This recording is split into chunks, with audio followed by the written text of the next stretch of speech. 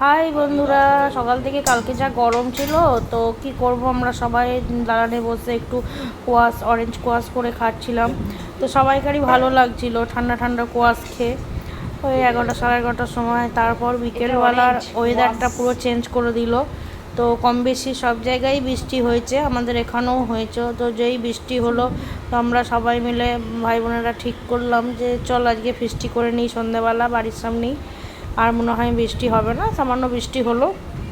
তো সঙ্গে সঙ্গে আমাদের ফিস্টির জোগাড়ও হয়ে গেল। তো সঙ্গে সঙ্গে বাজার টাজারও হয়ে গেল। এই দেখো আমাদের সঙ্গে সঙ্গে লাইট লাগানো হয়ে গেল, লাইটও জ্বলতে শুরু করে দিল। এদিকে উনুনও কাটা হয়ে গেল, কাঠের জালে রান্না হবে। এখন ইট দিয়ে উনুনটাকে ঠিক সাজানো হচ্ছে। তো এরপর ঠিকঠাক করা হচ্ছে। এবার কাঠের জালে হুড়হাট করে তাড়াতাড়ি করে রান্না হয়ে যাবে, ঝাঁট দেওয়াও হয়ে গেল। তো আমার বিট্টুবাবু সবজি কুটতে আরম্ভ করে দিয়েছে। সুজয় মাংস নিয়ে চলে এসেছে। তো সবজি কোটা হচ্ছে। এইদিকে আমার সব মানে কাটা কাটা ফাটা সব রেডি হয়ে গেছে।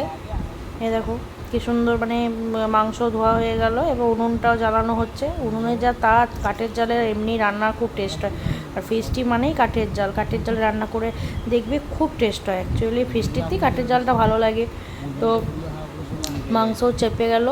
তো আমার একটা দাদা মাংস রান্না করছে, আমরা 4-5জন মতন ছিলাম। তো খুব সুন্দর মজা হলো।